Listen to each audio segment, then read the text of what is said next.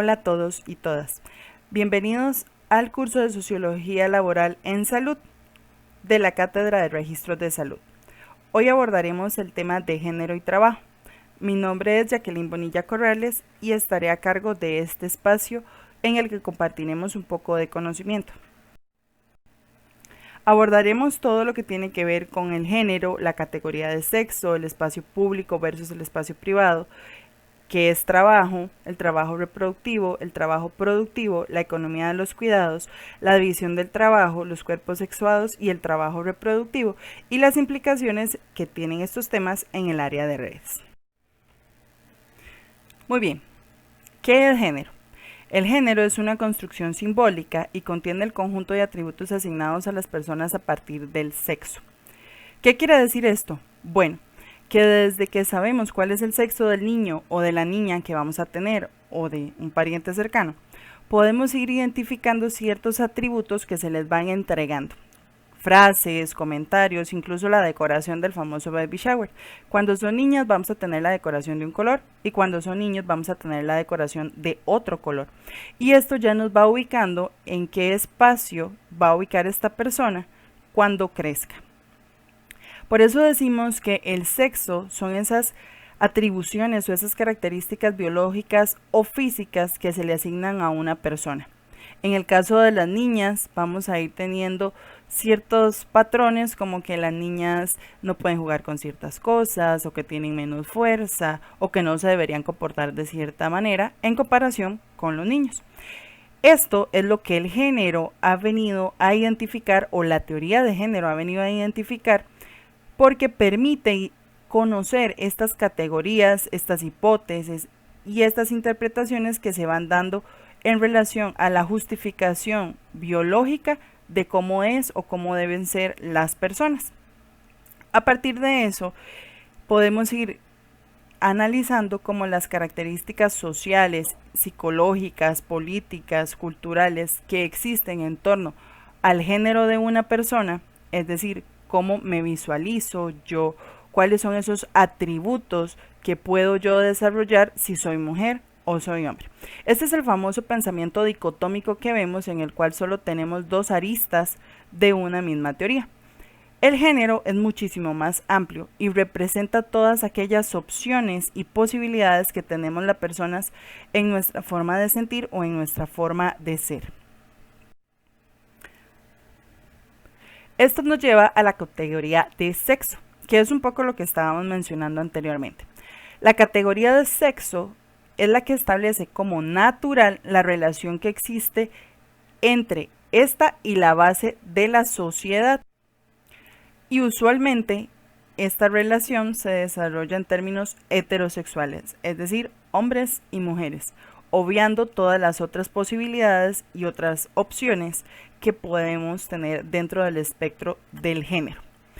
La categoría de sexo se convierte también en una categoría política que se funda en la sociedad en cuanto heterosexual, es decir, que esta categoría va a tener aspectos sociales, económicos, políticos que van a determinar y que van a poner a las relaciones o a las parejas heterosexuales en mejores condiciones que las parejas de otros sexos. Y no se trata de una cuestión de ser o de no ser, sino de cómo estas relaciones específicamente entre hombres y mujeres son el resultado de estas construcciones que anteriormente venimos viendo y que socialmente están muy estructuradas en la base de la sociedad. Aunque no siempre estos términos los vamos a poder encontrar de forma tan fácil dentro de la sociedad, sino que constantemente debemos ir repensándonos e ir visualizando cuáles son estas categorías de heterosexualidad que tenemos y cómo estas van repercutiendo en cada uno de los aspectos de nuestra vida. Esto con el único fin de determinar qué tipo de relación es considerada como, comillas, natural en la sociedad. Por acá podemos ver algunos ejemplos de lo que anteriormente venimos hablando. En cuanto a la construcción social que vamos desarrollando con los niños o las niñas y cómo estas, al ser construcciones sociales, también las podemos ir cambiando y también las podemos ir modificando a partir del conocimiento que podemos ir desarrollando con las personas y en los espacios en los que se encuentran. Esto nos lleva a comprender cuál es la relación que existe entre el espacio público y el espacio privado. Veamos las definiciones primero. El espacio público es lo que se asocia con el espacio exterior, con todo lo que tiene que ver con lo político, con el mercado, con el Estado, con las relaciones sociales que se dan entre las personas dentro de este tipo de espacios. Todas las relaciones políticas, la toma de decisiones, la vinculación, el trabajo remunerado, tiene que ver con el espacio público. Mientras que por el otro lado vamos a encontrar el espacio privado, que es lo que se asocia al ámbito doméstico específicamente, donde el cuidado del hogar, la familia, las personas están dentro de la base de esto que se llama espacio público y espacio privado. Esto es importante aclararlo porque usualmente desde el sistema normativo actual nos limita y nos indica y nos hace creer sobre todo que el espacio público se asocia con todas aquellas acciones que tienen que ver con lo masculino, mientras que el espacio privado tiene que ver con todas aquellas posiciones o tareas que se asocian usualmente con lo femenino. Sin embargo, desde la teoría de género y las teorías feministas, esta relación entre espacios se ha venido transformando y la mujer desde años atrás se ha venido incorporando directamente al espacio público, con participaciones activas en la política, en espacios laborales, dentro de remuneraciones económicas. Sin embargo, aquí es importante mencionar que pese a que la mujer se ha incorporado al espacio público, el espacio privado sigue estando ocupado mayoritariamente por mujeres. La misma proporción de mujeres que se han incorporado al espacio público no es igual a la que hombres se han incorporado al espacio privado. Esto nos hace y nos lleva a valorar y a pensar y a observar que el trabajo que realizan las mujeres en jornadas tiende a ser mucho más amplio que el de los hombres. ¿Por qué? Porque las mujeres trabajan su jornada de 8 horas fuera de su hogar, pero cuando llegan a su espacio, si tienen familia, hijas, hijos, una persona que cuidar, su jornada se extiende. Y esto no es proporcional al espacio público que utilizan los hombres y su espacio privado respectivamente. Muy bien, reflexionemos un poco qué es trabajo. Esto también lo hemos venido abordando en otras unidades, pero siempre es importante que podamos hacer un repaso general de cómo se está abordando o cómo se puede abordar este espacio. La OIT, que es la Organización Internacional del Trabajo, nos define este como un conjunto de actividades humanas, ya sean remuneradas o no, que producen bienes o servicios dentro de una economía o que satisfacen las necesidades de una comunidad o prevén los medios de sustento necesarios para los individuos. Acá quisiera rescatar un aspecto importante. Este conjunto de actividades, como lo podemos visualizar en la diapositiva, son todos aquellos que producen bienes o servicios. Y podemos visualizar cuando nos indican que pueden ser remunerados o no. Y esto nos remite un poco al concepto o a los dos conceptos que estábamos viendo anteriormente del espacio privado y del espacio público y cómo socialmente las personas se han incorporado a uno o al otro. El espacio privado es un espacio que no es remunerado en la mayoría de los casos. Cuando nos dedicamos al cuidado de mis hijas, de mis hijos, de personas adultas, de personas adultas mayores o personas con alguna dificultad, algún tipo de discapacidad o con algún tipo de enfermedad incluso, en comparación con las que sí son remuneradas que se ubican en el espacio público. Esto es un poco lo que vamos a ver más adelante con la economía de los cuidados. Sin embargo, aquí es importante mencionar que en el momento que se produce esa satisfacción o que se encamina a realizar esa satisfacción de la producción de los bienes o servicios, ya estamos hablando de trabajo. Y vamos a encontrar multiplicidad de trabajos y cómo estos nos permiten ser un medio de sustento para la mayoría de las personas según los espacios, las necesidades y las posibilidades incluso reales que tenemos. Esto es lo que nos lleva a hablar también de trabajo reproductivo, en comparación de lo que más adelante vamos a ver, que es el trabajo productivo. El trabajo reproductivo es la responsabilidad del trabajo doméstico, es decir, lo que se realiza en el espacio privado, lo que se realiza dentro del hogar, dentro del seno de una familia. Y es aquella labor humana que nos permite comprender la reproducción, las actividades del cuidado, de la higiene, todo lo que tiene que ver con la preparación de alimentos, con las tareas domésticas, el barrer, limpiar, lavar los platos, acomodar, cuidar de las personas que están en la casa, ya sea una niña, un niño, una persona adulta mayor, como les mencionaba anteriormente. Y que usualmente este trabajo es realizado por mujeres en todo el mundo. Y aquí es importante hacer la separación. Podríamos hablar del trabajo doméstico remunerado cuando se contrata el servicio o el apoyo de una persona para que nos ayude en la casa, por ejemplo. Pero que este sigue estando dentro de un trabajo remunerado. Y aquí entra el tema de que entonces yo contrato otra persona para que, comillas, me ayude. Y no es una ayuda porque hay un trabajo remunerado de por medio, existe una relación laboral de por medio. A diferencia del trabajo que podrían realizar estas mujeres o estas personas más bien cuando se trabaja directamente en el hogar sin necesidad de que haya una remuneración económica.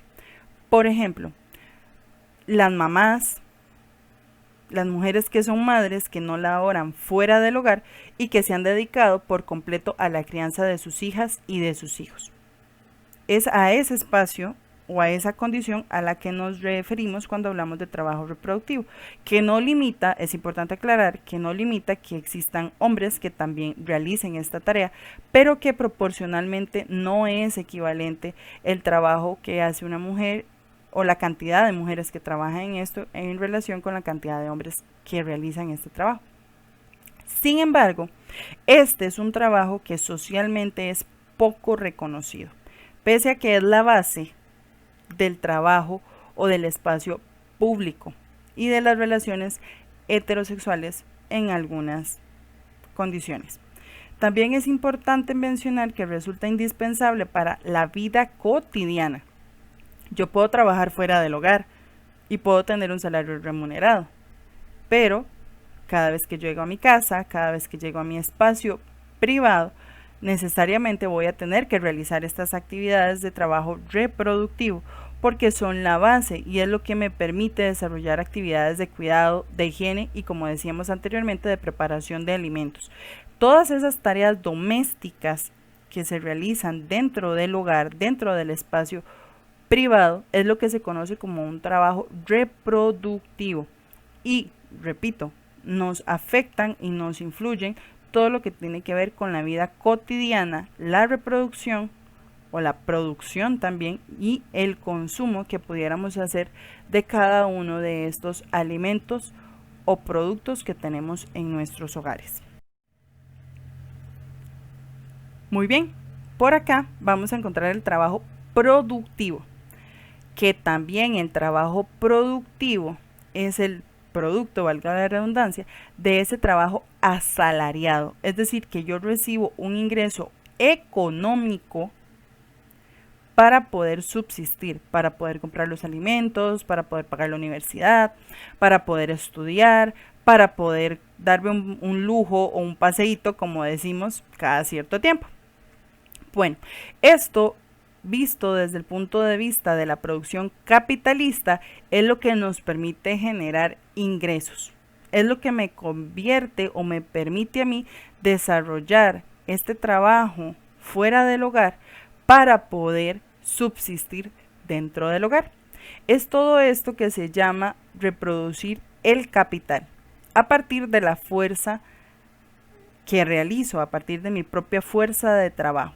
Es lo que se conoce como la generación de plusvalía para la persona capitalista. Es decir, desde la teoría clásica marxista, todo lo que es el trabajo productivo es el trabajo que se genera para generar, o se realiza, más bien, valga la redundancia, se realiza para generar plusvalía, para generar un aumento más grande del capital que se tiene. Si no somos dueñas o dueños de los medios de producción, nuestro trabajo va a repercutir en esa fuerza, en esa venta que yo hago de mi fuerza de trabajo propiamente.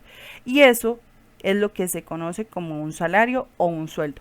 Ese trabajo asalariado es el que me permite a mí subsistir dentro de esta economía capitalista, en las condiciones que en muchos casos pues no son las idóneas, pero que me permite llevar un sustento a mi hogar, en comparación del trabajo reproductivo que, como ya vimos, se realiza dentro del hogar. Y esto nos remite o nos recuerda a lo que estábamos mencionando del espacio público y el espacio privado. Podríamos decir que entonces el espacio o el trabajo productivo propiamente va a responder a un espacio público, mientras que el trabajo reproductivo podría responder a un espacio privado.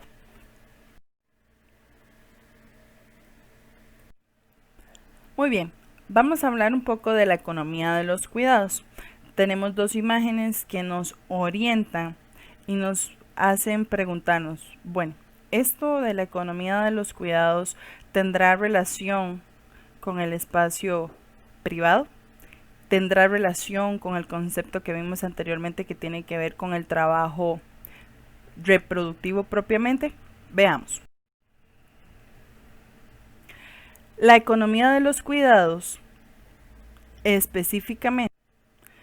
responde específicamente a los servicios públicos de cuidado de niñas, de niños, de la educación en la primera infancia, de los cuidados dirigidos a las personas con discapacidad y a los cuidados de larga duración, así como el cuidado de las personas de cierta edad. Son algunos de los ejemplos que integran la economía del cuidado. Y acá podemos reflexionar de la importancia que tiene esto cuando se hace remuneradamente. Cuando una persona, en el caso de las mujeres que desean salir a trabajar fuera de su hogar y tienen niños o niñas, necesitan de ese apoyo de otra persona para cuidarlos, para realizar los cuidados. Y esto es lo que se conoce como la economía de los cuidados. Entonces, existe un intercambio económico de por medio cuando se contrata a una persona para que realice esto. Pero también podríamos visualizar la otra parte, que es el trabajo no remunerado, es decir, el trabajo que no se paga, cuando las personas o las mujeres en este caso no deciden más bien no salir a trabajar y cuidar de sus niñas o de sus niños. ¿Por qué me refiero a las mujeres? Y ustedes podrían decirme, bueno, pero también existe una buena parte de hombres que deciden realizar esa tarea. Totalmente de acuerdo. Sin embargo, también la economía de los cuidados se centra y hace visible las desigualdades de género que existen en este espacio. Porque, como les mencionaba anteriormente, este es un trabajo que aún hoy, con todas las transgresiones y con todos los cambios y con toda la apertura que hemos tenido en cuanto a los roles, las tareas de género, como lo vimos al principio de la presentación, no necesariamente los hombres se han incorporado al espacio privado o al trabajo reproductivo, como las mujeres sí lo han hecho al espacio público y al trabajo productivo y remunerado. Por eso, cuando hablamos de la economía de los cuidados, estamos hablando sobre la importancia del trabajo que realizan las personas cuando cuidan niños, niñas, adultos, adultas, porque esto también genera ingresos. ¿Cómo los genera? Bueno, a partir de que esto se convierte en la base de un sistema económico. En la medida en la que yo contribuyo, y comillas, contribuyo, ¿verdad?, a que una persona salga a laborar fuera del hogar mientras yo cuido a las personas que están dentro de mi casa, esto va a generar plusvalía, va a generar movimiento económico, pero también va a hacer que yo esté tranquila, por decirlo de alguna manera, porque puedo estar afuera trabajando y sé que hay otra persona que me está cuidando a mis niñas, a mis niños. Por eso decimos que la economía de los cuidados tiende a ser o tiende a poner sobre la mesa la visibilización de las desigualdades de género que aún hoy en día existen en torno al tema de los cuidados, al tema de quién va a ser responsable, quién va a cuidar a los niños, a las niñas o a las personas que van a estar cuando están dentro del hogar. Por eso decimos que esta economía de los cuidados y estas desigualdades de géneros están sustentadas dentro de un sistema heteronormativo. Como ya vimos, la heteronormatividad o la heterosexualidad obligatoria, como nos diría Monique Wittig, es una teórica feminista, nos pone sobre la mesa la importancia de esta heterosexualidad obligatoria como la base de un sistema económico desigual, enfocado en no visibilizar o en ignorar la importancia que tiene esta economía de los cuidados dentro de los espacios privados y directamente con el trabajo reproductivo que realizan la mayor parte las mujeres. Y vean qué interesante cómo cada uno de estos conceptos que hemos venido desarrollando están amarrados entre sí. Todo esto que hemos visto anteriormente lo podemos ir ubicando según la organización social del trabajo y la división sexual del trabajo. Empecemos por la división sexual del trabajo. Como podíamos ver, la división sexual del trabajo también está relacionada con lo que vimos del trabajo productivo, el trabajo reproductivo, el espacio público y el espacio privado. Y lo primero que vimos que tenía que ver con las relaciones de género o con el género como tal y la categoría de sexo. Entonces vean qué interesante cómo todo esto está relacionado con el trabajo que se va haciendo.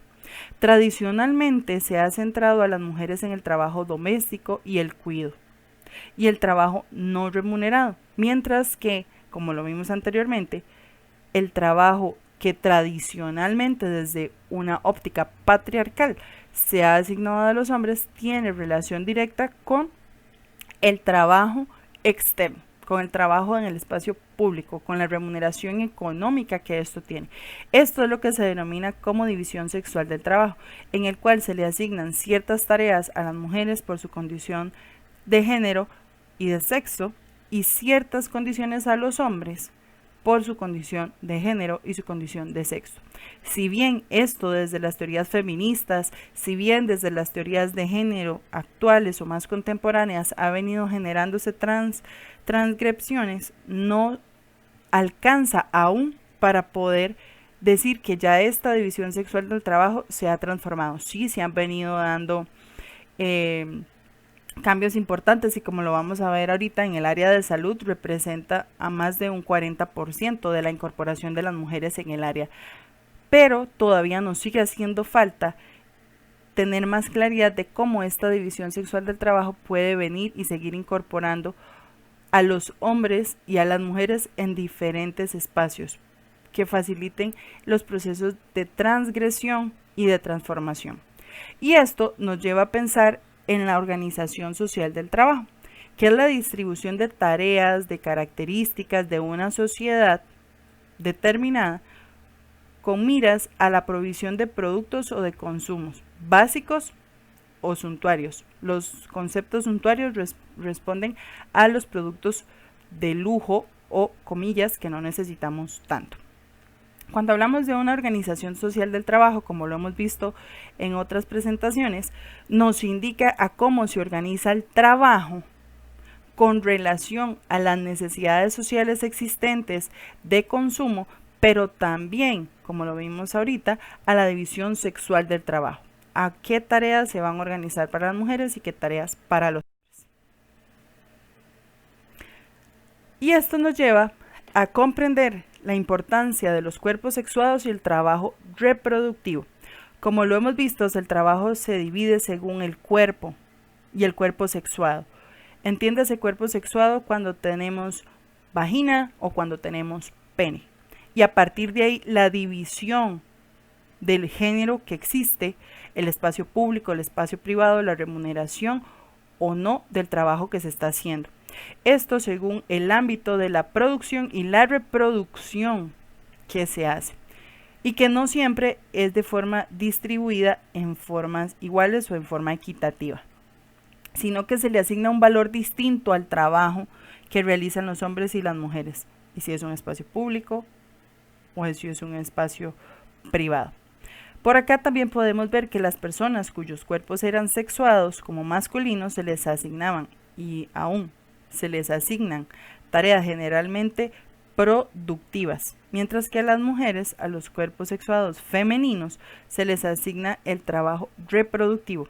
Y como podemos ver en la imagen, cuando vemos simplemente el esqueleto, nos hace reflexionar de, ok, sí, tenemos la misma estructura biológica, físicamente o desde el sistema óseo. Qué interesante cómo esto de las condiciones sociales nos van afectando y nos pueden ir marcando el trabajo que se va desarrollando.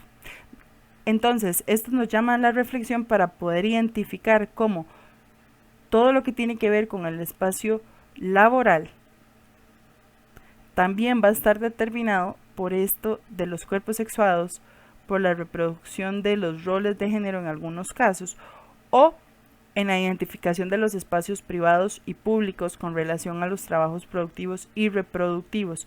Y podemos ver que al ser una construcción social, también puede ser transformada y ha venido siendo transformada poco a poco.